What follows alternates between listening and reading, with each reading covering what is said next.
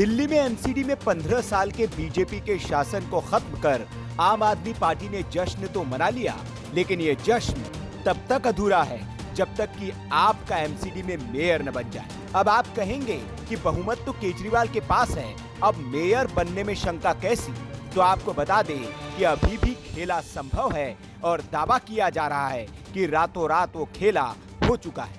दरअसल मनीष सिसोदिया ने रात में बयान देकर सियासत में हड़कंप मचा दिया कि बीजेपी ने खरीद फरोख्त शुरू कर दी है। मनीष सिसोदिया ने यह बयान यूं ही नहीं दिया। इससे पहले बीजेपी अध्यक्ष आदेश गुप्ता हो या फिर तेजिंदर पाल सिंह बग्गा या फिर दूसरे बीजेपी नेता, आपको बहुमत मिलने के बाद भी विश्वास के साथ ये कहते हुए पाए गए कि मेयर तो बीजेपी का ही बनेगा।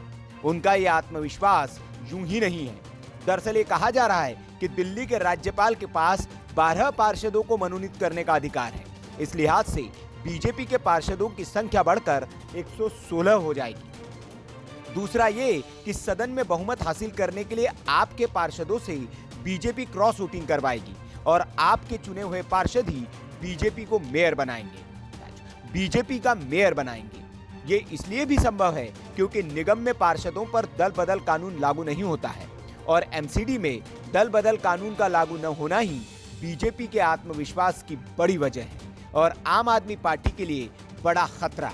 क्योंकि बीजेपी का ट्रैक रिकॉर्ड अगर हम देखें तो जहां दल बदल कानून लागू होता है वहां भी बीजेपी ने अल्पमत में रहते हुए अपनी सरकारें बनाई हैं। इसके कई उदाहरण मौजूद हैं, जैसे कि गोवा, मध्य प्रदेश और महाराष्ट्र। यहाँ विपक्षी पार्टी के विधायकों का आसानी से समर्थन हासिल कर ये सरकार बनाई गई।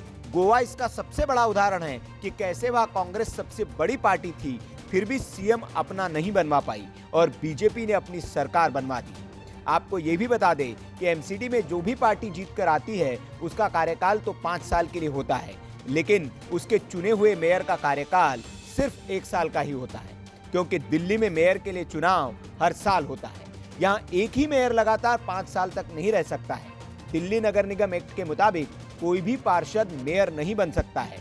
रिजर्वेशन नियमों के तहत पहले साल महिला पार्षद ही मेयर बन सकती है, जबकि तीसरे साल अनुसूचित जाति या जनजाति का कोई पार्षद ही इस पद के लिए दावेदारी कर सकता है। इस तरह दूसरे, चौथे और 5वें साल में मेयर का पद अनारक्षित रहेगा और इसके लिए कोई भी पार्षद दावेदारी कर सकेगा। अभी के आंकड़ों के मुताबिक एमसीडी चुनाव में आपको 134 सीटें मिली है, जबकि बीजेपी के खाते में 104 सीटें आई है, जबकि कांग्रेस को 9 और 3 निर्दलीय उम्मीदवारों ने जीत दर्ज की है। अगर बीजेपी कांग्रेस के 9 और जीते हुए तीनों निर्दलियों को अपने पाले में वोट करने के लिए मना लेती है तो बीजेपी के पास आंकड़ा बहुमत के लायक हो जाएगा और एमसीडी में अपना मेयर बनाने के लिए किसी भी दल के पास 126 या उससे अधिक का आंकड़ा होना जरूरी है। इसलिए भी केजरीवाल और सिसोदिया परेशान है, क्योंकि इतने पार्षदों को कैसे रोके और कैसे उन पर नजर रखे, ये बड़ी चुनौती है, क्योंकि क्रॉस वोटिंग करने पर उन पर कोई कार्रवाई भी नहीं की जा सकती है। इसलिए बीजेपी ने हथियार अभी डाले नहीं हैं और वो ये दावा कर रही है कि मेयर तो उसका ही होगा। अब देखना ये होगा कि केजरीवाल दिल्ली में कैसे अपना मेयर बनवाते हैं और कैसे बीजेपी के चक्रव्यूह को भेद पाते हैं। Bureau report, VK news. VK news, राष्ट्र के नाम।